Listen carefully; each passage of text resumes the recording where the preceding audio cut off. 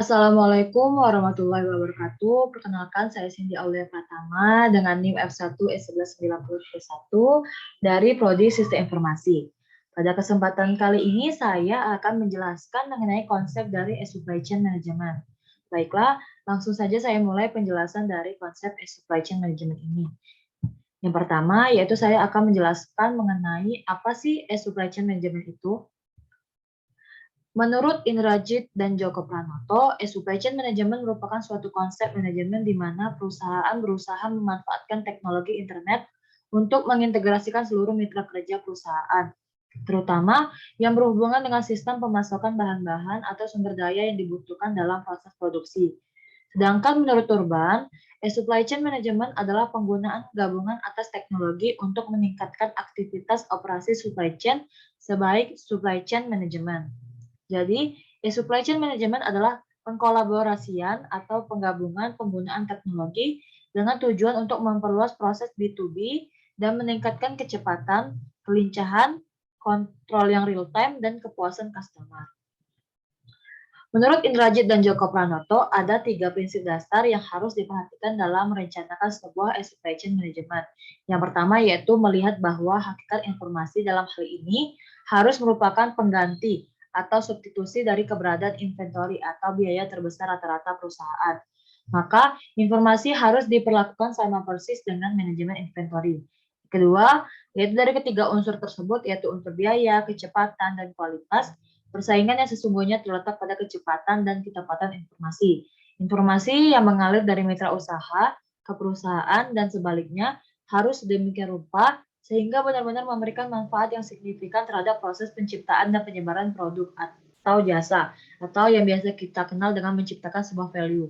Dan yang terakhir yaitu manajemen harus menganggap bahwa relasi antara mitra bisnis merupakan aset strategis perusahaan yang harus dibina keberadaannya. Selanjutnya saya akan menjelaskan mengenai faktor terciptanya dari supply chain management ini. Yaitu ada 6 poin. Yang pertama yaitu kebutuhan untuk mengurangi biaya dan juga mengembangkan proses bisnis melalui ekspansi alat-alat manajemen dalam organisasi. Yang kedua yaitu mulai masuknya komputerisasi dan digitalisasi dari fungsi-fungsi internal organisasi. Yang ketiga ada kebutuhan akan keefisienan dan kemampuan sebuah perusahaan untuk bergerak cepat menanggapi permintaan pelanggan yang terus tumbuh. Kemudian yang keempat yaitu usaha untuk mengoptimalkan organisasi dengan mempunyai tingkat inventory yang rendah baik saat manufaktur maupun pengiriman. Yang kelima yaitu kecenderungan untuk melakukan outsourcing terhadap beberapa fungsi operasional yang bukan merupakan bisnis inti sebuah perusahaan kepada perusahaan lain yang mempunyai spesialisasi di fungsi tersebut. Dan yang terakhir yaitu munculnya teknologi e-bisnis dan internet membuat perusahaan dengan semua ukuran untuk mempunyai jaringan dan berkompetisi di pasar yang sebelumnya hanya dapat dikuasai oleh perusahaan-perusahaan besar. Selanjutnya ada konsep dari supply chain management. SCM mempunyai konsep arsitektur klien pada sistem informasi korporasi terpadu, di mana dalam arsitektur klien, tiap klien atau komputer mempunyai kemampuan untuk melakukan proses sendiri. Beragam komputer yang berbeda-beda itu mempunyai konektivitas yang tinggi untuk saling berinteraksi. Klien adalah sembarang sistem atau proses yang melakukan suatu permintaan data atau layanan ke server. Server adalah proses atau sistem yang menyediakan data atau layanan yang diminta oleh klien itu sendiri. Berikut ini adalah 8 komponen utama sistem korporasi yang terpadu. Yang pertama adalah Selling Chain Management Information System, yang kedua ada Customer Relationship Management Information System, yang ketiga ada Enterprise Resource Planning Information System, kemudian ada Management Control Information System, ada Administrative Control Information System, yang keenam Supply Chain Management Information System, yang ketujuh Enterprise Aplikasi Integrasi Sistem, dan yang terakhir ada Knowledge Tune Aplikasi Informasi Sistem. Lanjutannya yaitu Supply Chain Management merupakan penghubung sistem informasi internal perusahaan dengan sistem informasi yang dimiliki oleh para rekan bisnis, terutama para pemasok serta distributor itu sendiri.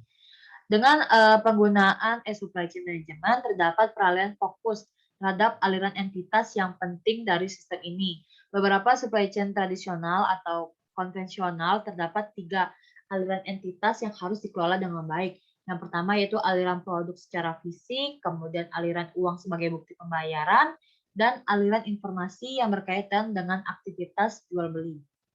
Kemudian ada 4 poin penyebab faktor kesuksesan dari supply chain ini. Yang pertama yaitu kemampuan dari semua partner pada supply chain untuk memandang kolaborasi ini sebagai sebuah aset strategi. Kemudian yang kedua yaitu kecepatan, biaya, kualitas, dan layanan pelanggan yang semakin membaik. Kemudian yang ketiga yaitu kemampuan untuk melihat informasi yang ada pada semua partner supply chain. Dan yang terakhir yaitu pengintegrasian rantai persediaan yang lebih erat.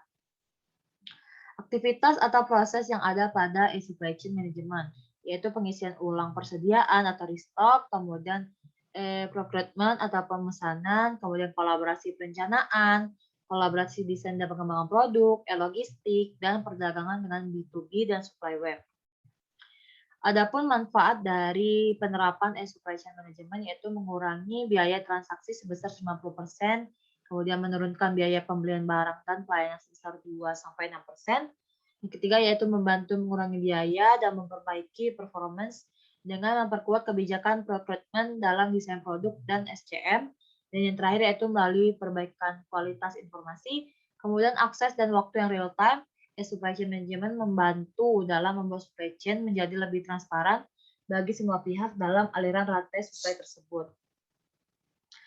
Supply chain replenishment adalah proses yang berkaitan dengan cara-cara pemasok untuk saling bekerja sama menyediakan produk atau bahan-bahan yang dibutuhkan untuk perusahaan sehingga memenuhi target permintaan dan service level yang dirancang.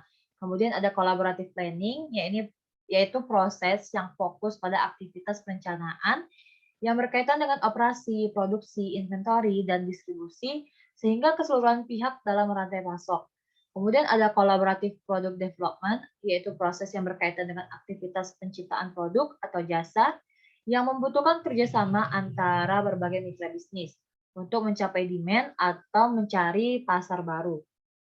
Kemudian ada e-procurement, yaitu proses pengadaan yang telah menerapkan teknologi internet dan prinsip-prinsip dari e-bisnis dengan sungguh-sungguh. Dan yang terakhir ada e-logistik. Nah, e-logistik ini kurang lebih hampir sama dengan e-procurement, namun e-logistik ini prosesnya berkaitan dengan aktivitas manajemen pergudangan dan transportasi. Terakhir ada perbandingan perubahan layanan sebelum dan sesudah penerapan supply chain management. Untuk waktu, sebelum penggunaan supply chain management, pemenuhan pesanan tidak tepat waktu karena bahan baku produksi tidak tersedia. Namun setelah penggunaan supply chain management, pemenuhan pesanan customer tepat waktu karena bahan baku yang dibutuhkan untuk produksi selalu tersedia. Sebelum penggunaan supply chain management, sebelum penggunaan dan setelah penggunaan supply chain management, harga ditentukan oleh perusahaan. Kemudian layanan sebelum penggunaan supply chain management, pelayanan terbatas, di mana pelayanan dalam pemesanan itu hanya dapat dilakukan melalui telepon atau fax. Sedangkan setelah penggunaan supply chain, pelayanan tambahan dapat dilakukan dengan melalui internet, telepon, kemudian fax. Dan untuk informasi sebelum penggunaan supply chain, informasi yang tersedia hanya mengenai produk dan harga. Namun setelah penggunaan supply chain, dapat memberikan informasi mengenai produk secara lengkap dari bahan yang digunakan, kemudian lama pembuatan, dan selain itu konsumen juga dapat melihat informasi status pemesanan, apakah sudah diproses atau masih menunggu antrian.